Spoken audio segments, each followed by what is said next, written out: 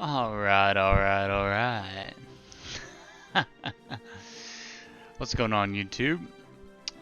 It's Laydo here with another gaming episode. But this time, we're going to start a new series in Kerbal Space Program. And we're going to the Mun, which is the moon in this game. Alright, so essentially, we're going to start a new game from scratch.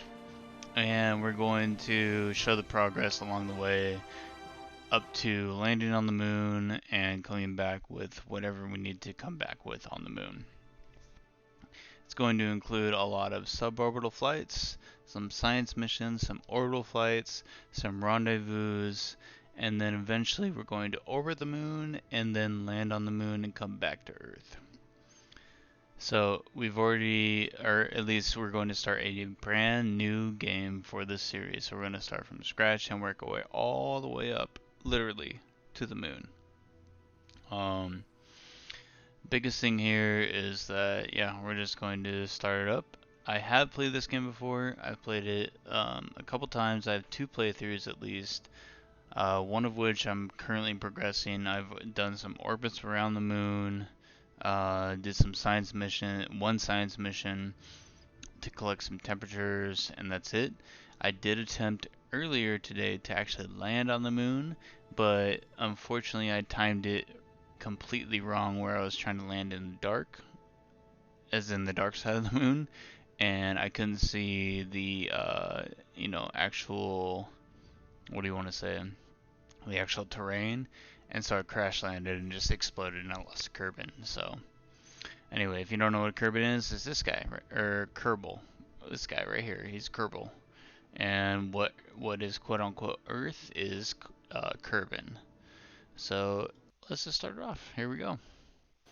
So, nice to meet you. I'm Gene Kerman, Flight Director, and your guide for this quick introduction. This is the Space Center. From here, you can manage all your aspects of the space program. Feel free to have a look around with the right mouse button, arrow keys, stuff like this. You can right click or left over the Space Center facilities and we'll know more about them, just like so. Left click if you're ready to hit inside. If you need more information, check on the main training section, or check out the training section on the main menu. Got it. Alright, so if you haven't played this game before, essentially what you have, this is your Space Center right here. This is where all of your action is going to go down before you launch into orbit. The gist of it is, you have your launch pad out here. This is where you're going to launch all your stuff, regardless of what it is. It's always going to take off from this launch pad.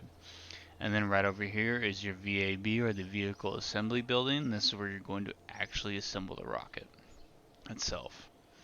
You have mission control over here. This just gives you little missions to do over time, essentially like science missions. What I was talking about a little bit earlier. Rendezvous, suborbital, orbital, stuff like this. It just gives you like a progression to at least progress through your rocket building, as well as your orbital mechanics and all these things like that. The space plane hangar, this is actually where you can build literal planes, not rockets, but planes that will, not obviously not get up into orbit, but they'll be up in the atmosphere, flying along as your planes do. And then along with that is an actual runway out here, which you can upgrade, and obviously it looks like dirt, literally, and it will until we upgrade it some more. You got the astronaut complex. This is just where you can hire astronauts, engineers, scientists, and I think there's one more, but yeah, those are the big ones. You have your tracking station out here. You can utilize this to track different materials that are, or not materials, things that are in orbit, including your own vehicles. Excuse me. And then you can go out and fly to them, or determine like how you're going to go about the mission on hand. Your research and development is just a research tree. If you've ever played any other types of games, it's just like a full-fledged like tree of different ways to branch out and develop the technology for your rockets and such. and we'll get into this a little bit later. And then last but not least, the administration building, which we'll probably dive into right now just to kind of get some um, strategies developed as of right now. And that's it's it's nothing to like. I don't know how to explain it, but it's just like you get like a little bit of a perk along the way just to help advance and develop your rockets. So we'll just go into here. We can only have one max as of right now, and really you only can choose between these two to start off with. Research right sellout. So essentially what I'm going to look for is that, oh, there's no real benefits to this. It's 0-0. Bailout grant, not so much either.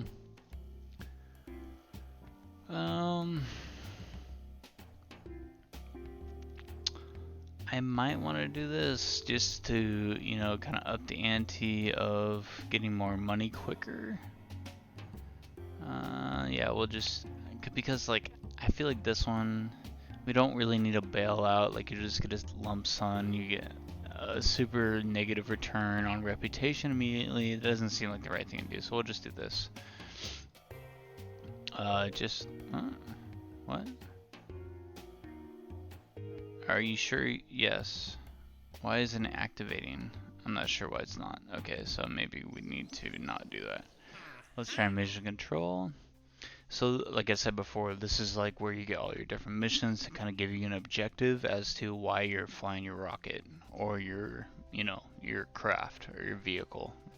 So this one gives a quick crew report before launching. This is gonna be a really easy one. Essentially, when you're on the pad before you're about to launch, you just do a quick crew report, and you're gonna get some benefits to that. So we definitely want to get this one. Launch our first vessel. This one is another pretty straightforward one. Essentially, when you build your craft and get it on the thing, as soon as you launch it, you're gonna get the benefit, or you're going to complete this objective. So let's do that. Escape the atmosphere. You need to get above 70,000 meters to achieve this goal. This one might not be achievable on our first launch, maybe, depending, but I don't think so. But let's definitely, oh, never mind, we're already maxed out at 2 contracts just because when you start out, you're only able to have a max of 2 contracts, which is fine. We can complete these ones, you know, pretty quickly, potentially. Like I said, it's a crew report and a launch, so yeah, the first go, we definitely should be able to complete this one. But then yeah, as soon as we accrue more money, we're able to upgrade the mission control, and then once we upgrade that, we'll be able to have more active contracts at one time. So that's nice. And we can see that by, if we look at mission control and right click it, you can see, hey, if we have $75,000, we're able to actually upgrade this and hold 7 contracts at one time. But then tracking station upgrade required for flight planning. That's fine, whatever. It's saying that this needs to be upgraded too, which is 150,000. Whatever. So now that we have our first 2 missions, let's go into the vehicle assembly building. We're not going to touch this for quite some time. Really, you only need to build planes for, what I want to say, there's some missions that'll come up where, some science missions where you need to take either crew reports or temperatures or pressure readings at some lower altitudes, and it's not necessarily most beneficial if you're doing that with a rocket, just because if you launch, you have to really hit your trajectory just right, so it's like you're going to be above your target but then still below a certain altitude, and that's kind of difficult to achieve in a rocket, and you'd rather do that with a actual plane itself, so you can just take off from here, fly over to where you need to go, and then, you know, take your or do your observations at that point. Astronaut complex, you don't really need to dabble too much in this until you get later in the game, just because you'll need more astronauts to do more objectives and stuff like this. We can take a look inside here and see that, hey, we already have 4. We have 2 pilots, 1 engineer, and 1 scientist. And then from here you can see their courage and stupidity. I don't really know what exactly this equates to. I generally just try and take people like this, like Tamming, where they have super courage and low stupidity, because I have no idea otherwise what it means. Maybe it means that like you can. I literally just don't know what it means. I would just be speculating at this point. The tracking station, like we talked about before, as of right now, there's not really anything going on, but as you progress through the game, there will be more and more things orbiting around Kerbin, as well as the Mun out here, which is the moon, and then you can just kind of like use this to pinpoint what vehicles you want to either fly or terminate if it's in like a really bad situation or stuff like this. But yeah, you can basically see like, hey, we got the Mun right here. This is Minmus. I don't know what this is. I think this is supposed to be like an equivalent to Mars. But then eventually, if you were to really zoom out, see, you can see the sun and all these different planets in orbit. So at some point, we may expand this series to do stuff like that. But for the time being, we're just going to do the basics. The only other thing that I really want to point out to you guys that we haven't touched upon right now is the research and development. Just because like this is just a simple, like if you've ever played certain games where you can upgrade stuff, it's a simple tree. And, you know, you need to have your prerequisites in order to advance on and on and on. And essentially, once you unlock one of these, we get these science or research points as we complete missions. Based on what we do on our launch missions. And if we were to upgrade or unlock this, we'd get different parts to upgrade our rockets and stuff like this. So essentially, what we want to do is go into the VAB and build our first rocket. Seeing as I have done this before, like I don't really need to listen to what they have to say, but more or less you have these different components of the rockets up here. You always want to start with your pod, your command pod right here. And all you have to do is click this to get it started, which is really nice. So we have our command pod right here. It looks very similar to the very first Apollo missions that we had back in the 60s. It's the very basic command pod. So from here, what we want to do is just, it kind of progresses down the line as to like, oh, this is your main deal, your the head of the rocket, and then you want to go onto your fuel tanks, and then your engines, and then there's other things like the couplings are very good to do your stage separations, as well as structural stuff, and then there's other gizmos that you want to put on it. So we're starting off with the command pod. I want to put a heat shield underneath this. So if you're thinking about how we launch a rocket, right? You have your command pod, which is going to be where your astronaut's going to sit and live throughout the duration of the mission. And then underneath that would be your second stage, technically. But when you're thinking about how, in the longevity of the mission, how you want this command pod to live, it needs to return to Earth at some point, correct?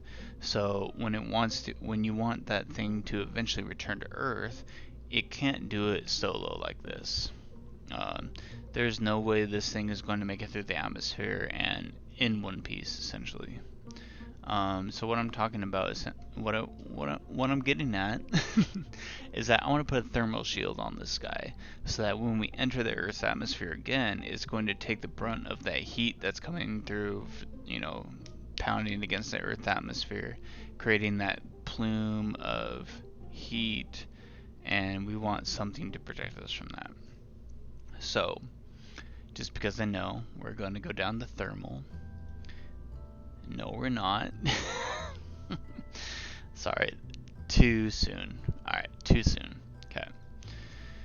We're not going to go to orbit, or we're not going to go high enough to come back down through enough, or we're not going to have enough energy coming back down to warrant a thermal shield. So that's out of the gig.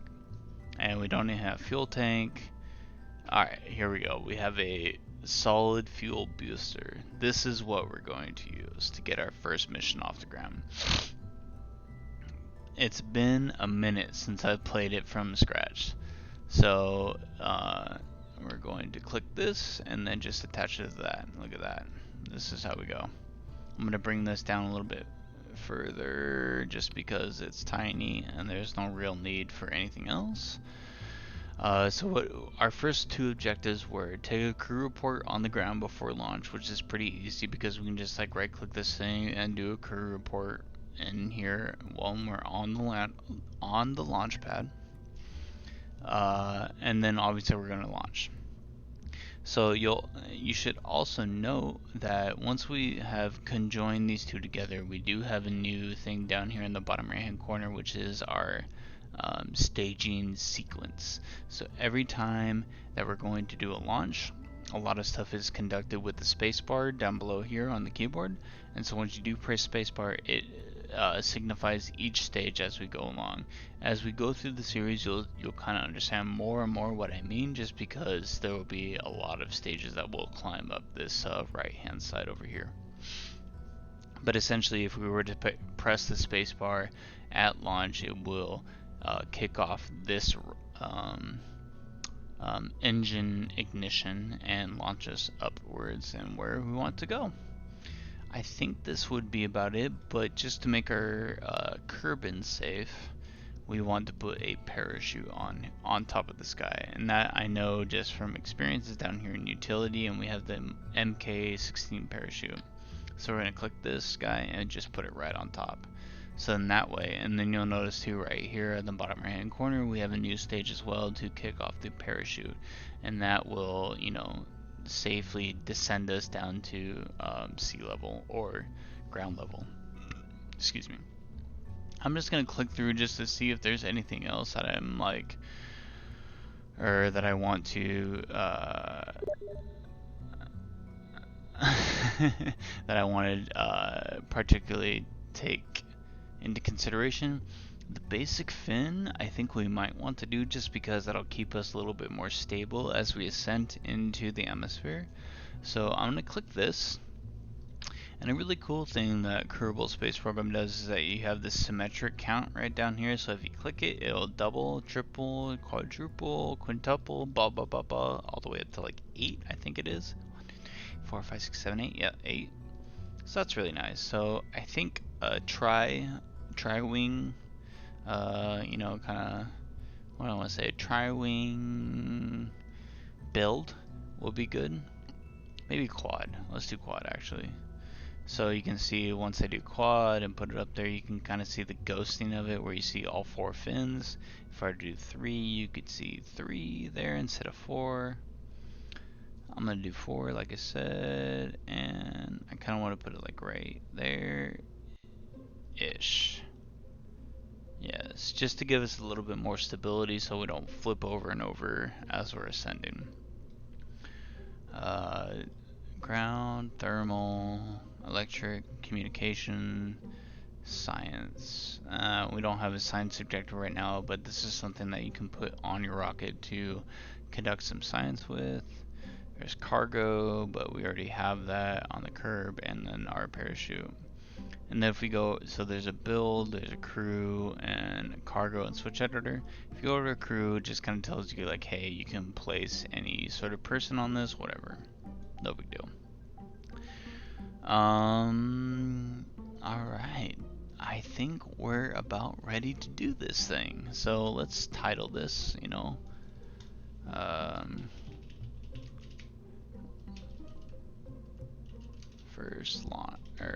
first launch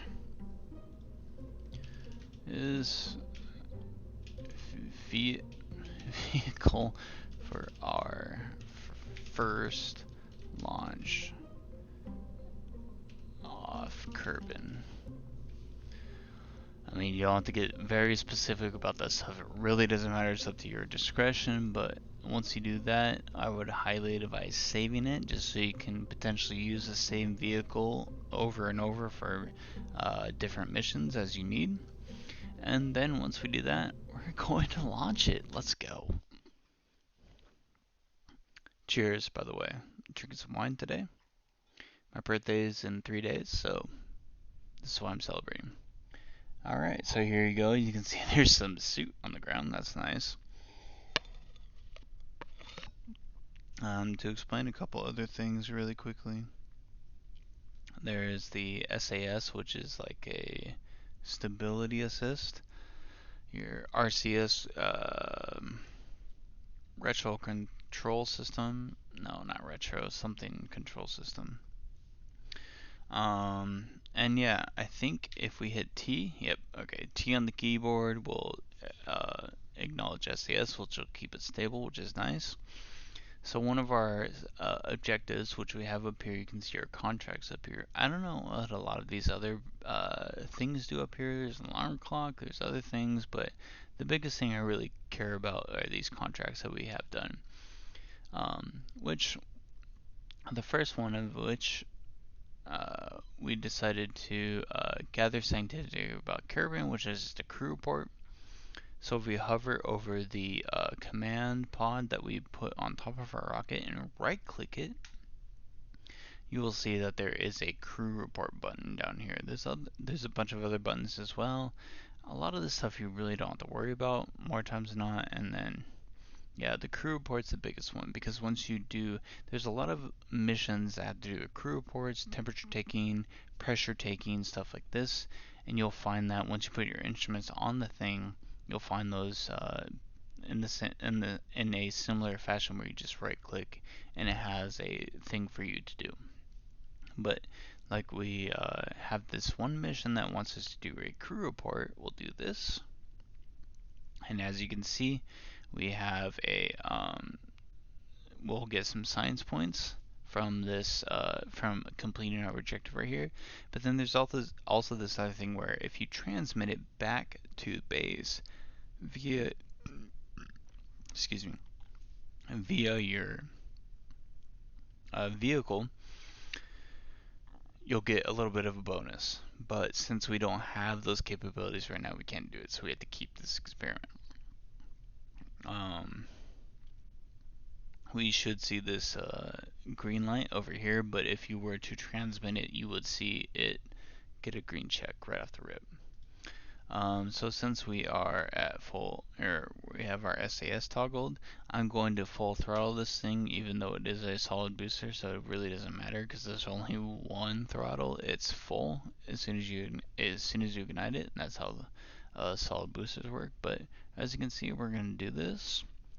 And essentially, now that I have a full throttle, I'm going to hit spacebar. It will launch, and then at a certain point, we will. I don't know if I really want to like necessarily fly it anywhere. We might just go straight up and down. It works. It is what it is. But as soon as we get to a certain point, I will hit spacebar again, and each that will initiate each stage. So the first stage obviously is our rocket itself, the little solid booster that we have down there. So once I hit spacebar, it will ignition that solid booster, will start going up. And then at a certain point, when I feel like it, I'll hit spacebar again, and it will toggle this parachute to deploy, and then it will, safely land us back down on the ground. So here we go.